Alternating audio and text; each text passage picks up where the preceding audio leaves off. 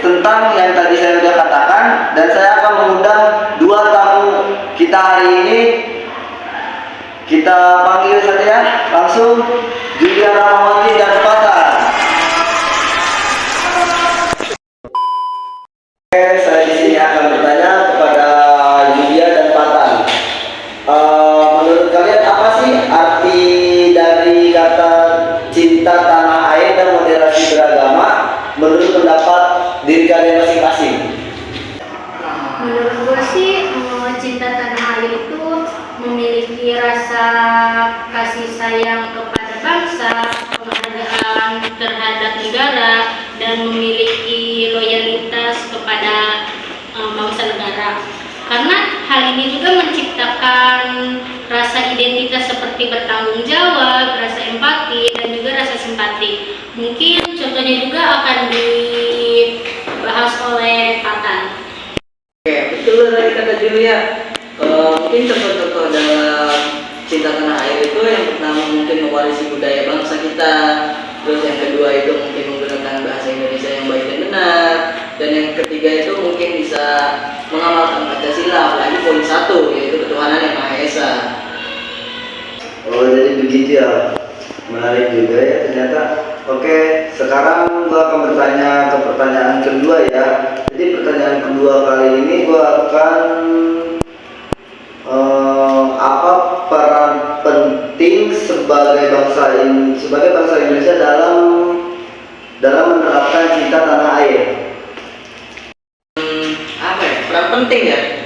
Mungkin peran penting kita sebagai menjaga Indonesia yaitu mungkin salah satunya sikap kita menghargai budaya, warisan kita, dan agama pastinya. Dan yang paling penting adalah kita walaupun di Indonesia berbagai agama, kita harus saling menghormati. Karena kalau kita tidak menghormati, kita bakal susah di Indonesia. Makanya itu Pancasila diciptakan untuk menyatukan warga Indonesia walaupun berbeda-beda agama.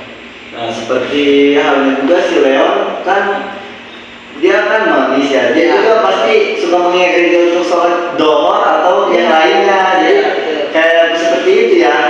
Nah, tadi sangat memuaskan. Jadi dalam pertanyaan ketiga, gua akan menanyakan tentang bagaimana kita bisa menjaga nama baik tanah air Indonesia dalam kehidupan sehari-hari kita ini. Gua akan bertanya kepada Julia ataupun Fatan bisa membantu jawab pertanyaan. Kita bisa menjaga nama baik tanah air Indonesia ini dengan cara perilaku kita tuh baik kepada negara dan bangsa. Terutama kita tidak boleh merugikan satu sama lain. Jadi kita tuh mempunyai pendirian diri kita sendiri, nggak usah merugikan bangsa dan negara lah. Oke, jadi pertanyaan tadi masih kurang jelas sih, tapi nggak apa-apa ya, gua hargai saja. Jadi kita lanjut ke pertanyaan keempat. Pertanyaan keempat ini gua mau bertanya tentang apakah hak pilih dalam pemilu dianggap sebagai bentuk cinta tanah air ini. Menurut pendapat Kapatan, apakah benar?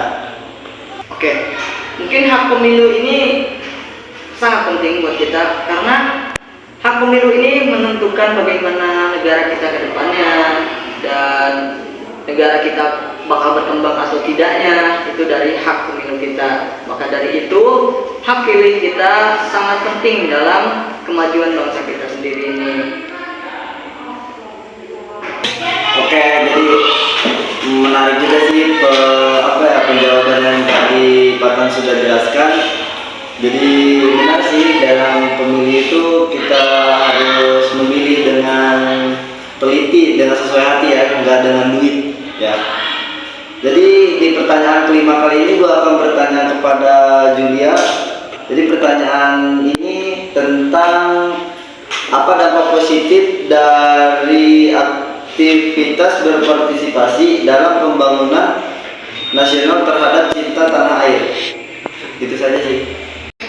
Kalau menurut gua sih kalau aku itu aktif berpartisipasi dalam pembangunan nasional. seperti membantu kesejahteraan dan perkembangan di negara ini. Oke, terima kasih kepada Kak Patan dan Kak Jolia telah menyempatkan hadir di podcast kali ini, dan terima kasih juga kepada penonton yang sudah menonton, dan jangan lupa like, comment, and subscribe. Terima kasih.